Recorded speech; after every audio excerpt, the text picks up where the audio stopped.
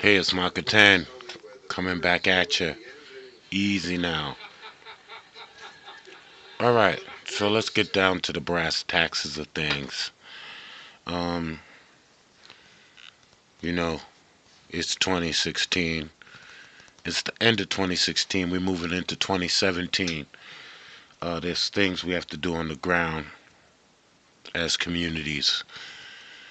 If you don't have a garden and you still going to the store to get vegetables, you have a problem. If you are not dealing with someone in your community to like start making those clothes for you, you have a problem. All the problems that we have our solutions, which are ourselves. We are the solutions to our problems. I guess that may be the biggest problem we have is that we're our own solutions. Um, but I look at this in a real positive light. I look at it in a real creative light. I like seeing people do what they like to do, building the things they like to build, growing the things they like to grow. So for me, it's a time that's forcing the communities in America to actually do the things that they want to do because now they're going to have to do them. All that may sound abstract. What are the things you want to do? Well, it's the things you may want to do instead of going to work. Silence.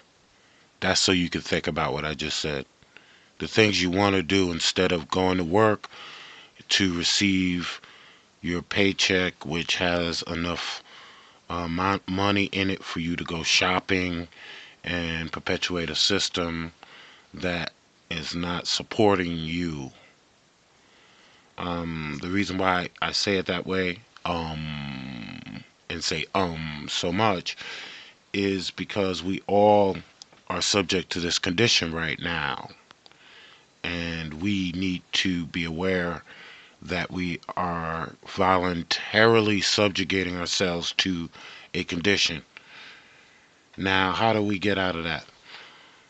Well, a part of getting out of that has to do with the communities that America uh, hasn't has within itself.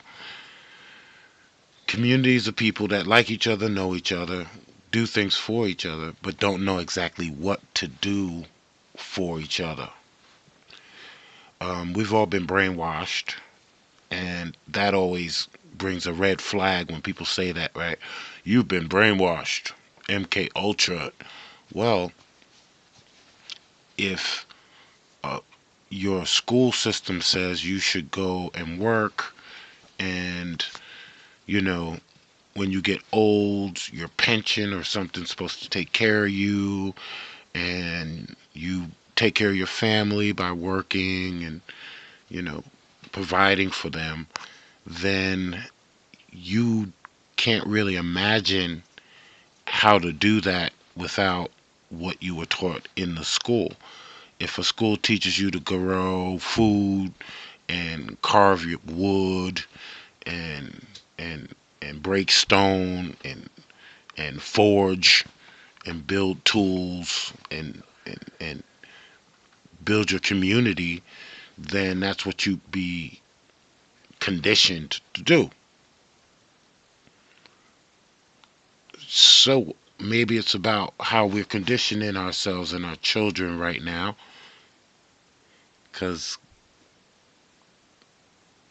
when I'm talking about doing the things you want to do, there's always a big space. So let's start filling in that gap. I'm gonna start with the first team. The first team's creative team. Creative team. You were born to create things, um, create ideas, concepts through music, through art, through dance. Creative teams inspire the community to actually build physical things. So creative teams draw out dreams that a community may want to plan for their future. So creative teams start drawing out the communities you want to see versus the communities that are being drawn out for you by commercial media. Um, Commercial media is what I call the commercial creative team. It's the team of people who create presentations, broadcasts, commercials, stuff that you watch, pay attention to, and then you believe it, right? So you have to become that tool for your community, your creative team. Show the diversity in your community, show all the people in your community how they get along and that sort of thing. Next is the production community, processing food, items, housewares. That part of the community, usually we go to the store and buy those things instead of doing it ourselves. Well, you're about to see how that's going to work out for you. Going to the store and buying this stuff. All that's about to change dramatically. Um, yeah. How do you get a message like this to people? You know, you got folks on the front line protesting, activists. My views on protesting are obscure. I won't get into them. I've been an activist for a long time, been involved.